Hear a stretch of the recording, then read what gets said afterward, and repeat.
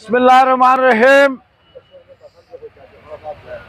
নববর্ষ উপলক্ষে আজকে আমি বাংলাদেশ জাতীয়তাবাদী দল ফটিকছড়ি উপজেলা বিএনপি এবং আমার ব্যক্তিগত পক্ষ থেকে আলহাজ সরওয়ার আলমগীরের পক্ষ থেকে এই ফটিকছড়ি সরকারি কলেজ ময়দান থেকে ফটিকছড়ি সহ সমস্ত বাংলাদেশের দেশে বিদেশে যারা আছেন সবাইকে আন্তরিক নববর্ষের মোবারকবাদ জানাচ্ছে। আসসালামু আলাইকুম ওয়া রাহমাতুল্লাহি ওয়া বারাকাতুহু।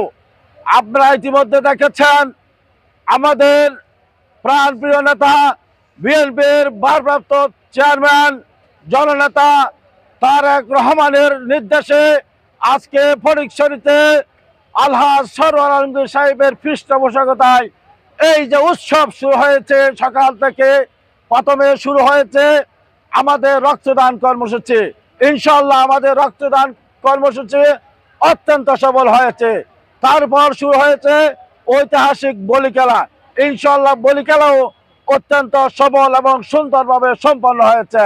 তারপরে শুরু হবে সন্ধ্যার পরে মনোজ্ঞ সাংস্কৃতিক অনুষ্ঠান এবং আলোচনা সভা। আমি আজকে বলতে চাই আমাদের বিএনপি ফটিকছড়ি উপজেলা শাখা এবং অঙ্গ সংগঠনের সমস্ত নেতৃবৃন্দকে আজকের এই দিনে সব ভেদাভেদ ভুলে গিয়ে ঐক্যবদ্ধ হয়ে আমাদের ফটিকছড়ি বিএনপি এবং অঙ্গ সংগঠনকে শক্তিশালী করার জন্য আমি সর্বস্তরের বিএনপি কেন্দ্রীয় নেতা, উত্তর জেলার নেতা, ফটিকছড়ির নেতা সবাইকে শ্রদ্ধার সাথে শুভ দৃষ্টি আকর্ষণ করছে। আমরা সবাই যদি ঐক্যবদ্ধ হই তাহলে আগামী দিনে ইনশাআল্লাহ এই ফটিকছড়ি আসন 2 থেকে আলহাজ জননেতা শহীদ সালাউদ্দিন কাদের চৌধুরীকে 1,40,000 ভোটে নির্বাচিত করেছেন ফটিকছড়ির জনগণ। ইনশাআল্লাহ আমরা যদি সবাই ঐক্যবদ্ধ থাকি তাহলে এই ফটিকছড়ির জনগণ বিপুল ভোটে ভোট দিয়ে আমাদের নেতা জনাব আলহাজ সরওয়ার আলমগীর সাহেবকে বিপুল ভোটে ভোট দিয়ে নির্বাচিত করবেন এই প্রত্যাশা রাখি।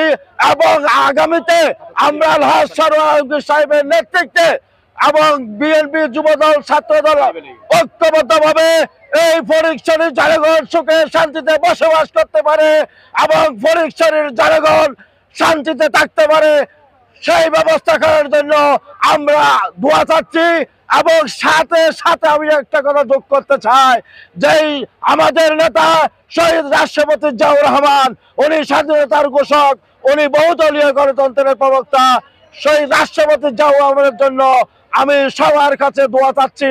আমাদের নেত্রী তিনবারের প্রধানমন্ত্রী বেগম খালেদা জিয়ার জন্য দোয়া চাচ্ছি এবং আমাদের নেতা আলহাজ তারেক রহমানের জন্য দোয়া চাচ্ছি, যাতে করে উনি সসম্মানে এই দেশে আছে, এই দেশের ভার গ্রহণ করে আগামী দিনে প্রধানমন্ত্রী হয়ে এই বাংলাদেশের নেতৃত্ব দিতে পারে। এই জন্য সবার দোয়া চেয়ে আমি আজকের এই শুভ নববর্ষের আবার সবাইকে নববর্ষের শুভেচ্ছা জানিয়ে আমার সংক্ষিপ্ত বক্তব্য শেষ করছি। আসসালামু আলাইকুম ওয়া রাহমাতুল্লাহি ওয়া বারাকাতুহু।